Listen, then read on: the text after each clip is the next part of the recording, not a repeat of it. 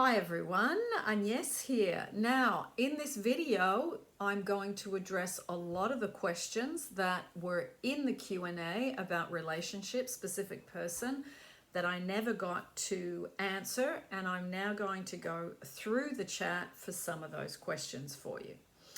Now, the first one is from Alexandra Laurent. How do you deal with manifesting a specific person after an argument where negative things were said on both ends?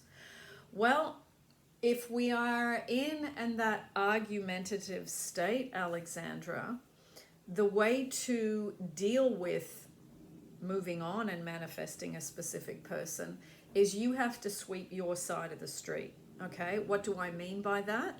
You have to clean up your energy. You have to unhook yourself from the negative emotion. How do you do that? You have to get yourself back into a relaxed and peaceful state, and you've got to stop going over and over and over the argument. Okay, going over arguments never creates solutions. Going over problems never creates solutions. So the best thing to do is go and do something that makes you feel good. Go to the gym, go for a walk, do your affirmations, get yourself back into balance. Okay, that's the best thing. Then you can do a meditation to radiate love to them, but I would only do that once you are feeling about an 8.5 out of 10 or up. Okay, and it's really looking at, if we were arguing, what was getting triggered off in me? What was it that I was feeling negative about? Was it that I was trying to get something that they weren't willing to give? Was it that they were doing something awful to me and I was bringing it up? Whatever it is, remember, if you work with the everyone is you pushed out concept that Neville talks about, I will put the playlist down below for that, for those of you that would like to explore that in more detail, and then sweep your side of the street. The work is always us. Why? Because the relationship is reflecting back to you where you're really at, what you think, what you feel, what you believe about yourself, about men, about women, or about that person in particular. So to change the external, we have to look at what we've got going on and dissolve it. I would also suggest you work with Ho'oponopono, because Ho'oponopono is dissolving the old stuff which comes from childhood, the old memories, the old emotions, everything that's stored inside the body that is keeping you from getting to where you want to go. So relationships, when we have arguments, it's hitting us in a lot of old stuff. So if you can work with everyone's you pushed out, work with Ho'oponopono. There is a Ho'oponopono playlist where I'm reading out of a little book, and you do little exercises at the end of each chapter. One YouTube I read, one chapter, and at the end of that little chapter, then there's a little exercise that you can do between you and that other person. Okay, I would suggest you go through those 14 parts and then get some clarity and clear out a lot of the old. Okay? Now, Carolina, you said, can people feel our energy of insecurity without even directly saying anything to them? I've always wondered this. Yes. How do you know that, or how do I know that? Is if you look at, so many tell me this, whether it's in person, in a coaching session, that when they work on their self-love, it's like the other person comes back. So you know when you are working on self-love and you're getting into a state of love, that the person feels that enough to come back towards you. So the reverse is equally, it's equally the same as in with the negative. So if you're feeling needy, if you're feeling angry, if you're feeling worried, if you're feeling anxious about a specific person, that energy too then puts a handbrake on someone coming back.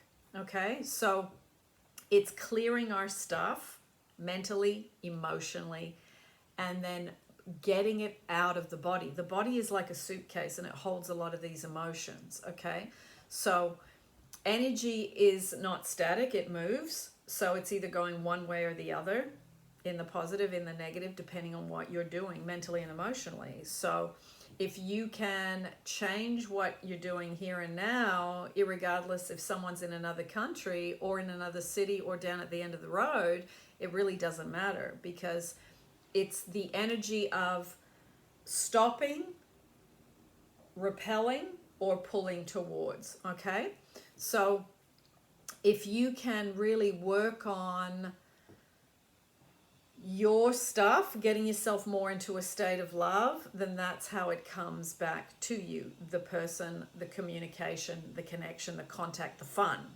and the removing the argument if you've had one, or removing the absence of them, because I hear that a lot, that a lot of you have got either not enough contact or the absence of someone. So if you get yourself into a wonderful state of love, that gives you the best possible chance of someone coming back to you. I remember when I was living in Sydney, Australia, and my guy was in London, England, that's 26 hours on a plane away. If I was feeling needy, we wouldn't have contact, he wouldn't contact me, or if I was anxious about what's going on, I haven't heard from him, but I didn't want to contact him because I wasn't feeling in the right mental and emotional state, there would be this block of time where we wouldn't connect. As soon as I started feeling good, going out, enjoying myself, then I'd get home, check the phone, and there would be a message. So it is all energy. Doesn't matter about the distance. Okay? Now, Shamika, you've asked, how do you not react when the same thing keeps happening? Well, you practice the law of detachment.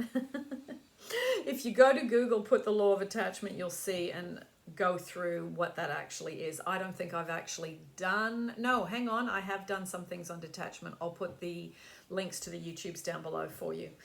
But if something keeps happening, you've got to ask yourself, what am I doing that's creating this and it's coming to me? It's not about looking at just not reacting. You got to look at, what am I doing so I can stop doing that, so that I don't create it anymore, so that it doesn't show up in front of me anymore.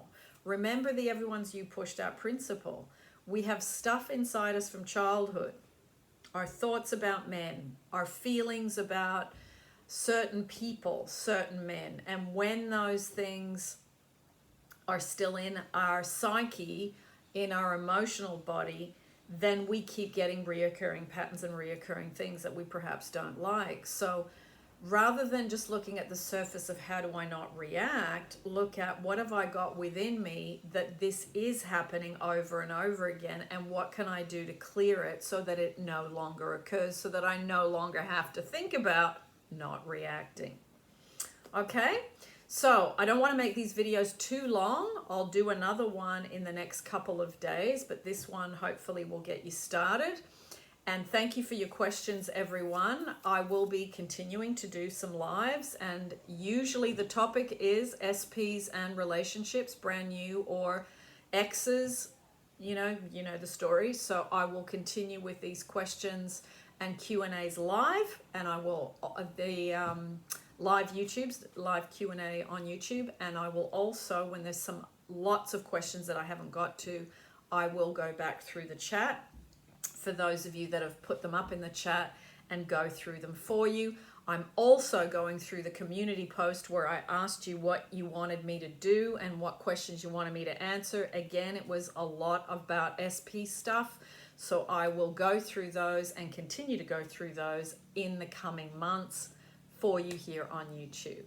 So lots of love, everyone. I will put down below the Attracting an SP playlist, the SP meditations, and anything that I think is helpful around SPs, so that you can just go down below and click and go straight to those things. Okay? Lots of love. As always, see you in the next YouTube.